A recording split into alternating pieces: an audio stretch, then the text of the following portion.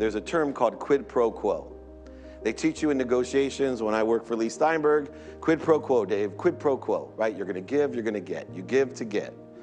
Well, that's not giving, right? Bob Proctor has taught all of us that if you give with the expectation of receiving something, it's trading. And the universe doesn't understand trading. What it understands is giving unconditionally and trusting it, just like you trusted the magic, that it's going to turn out better for you. The other interesting thing that I started learning is the universe doesn't know size. If you give, you want to give consistently. That means when you see someone, help them.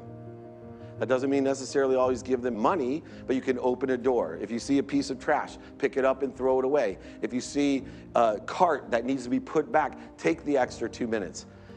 The universe will tell you, and we've all had it pull at our guts when we're not doing good deeds.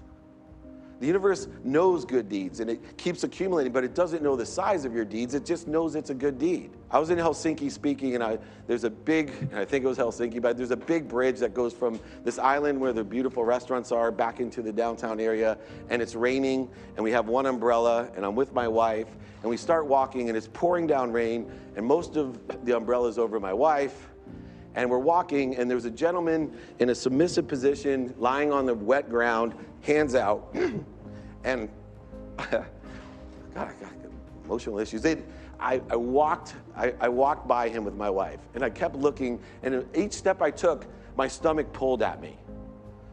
Right? The universe was telling me, go back, and I stepped farther. I'm like, no, it's wet. I gotta go, and then halfway across the bridge, I'm like, wait a second, I'm leaving him because it's wet and cold. Right? That's the reason I was leaving. Kept walking away, and it kept pulling me back. I almost, like an idiot, got all the way across the bridge, and I looked at Julie, my wife, and I said, you're not gonna believe this, I gotta go. And she literally looked at me like I was crazy. Where? I go back. So I ran back all the way across the bridge, and I'm not in that good of shape, so it took me a little while. I got soaking wet, and I took out my money, and I put it in his hands. And he looked up at me, and he was crying. He took the money, didn't look at the money. He didn't know how much. It could have been whatever that currency was. Could have been 1 or 1 million. I don't know what it was, but it was all that I had. And I put it, and I lost for a second why we're here. I lost the value of life. And there was, once again, the universe giving me back way more than I gave. Right? Way more. I've been there. I've had more money than I ever dreamed of, and I didn't feel that way.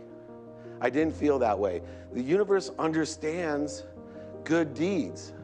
And so we need to do as many good deeds as we can, and it doesn't matter what you have. It doesn't matter $1 million, $100 million, or a penny. It doesn't matter. The universe doesn't know size.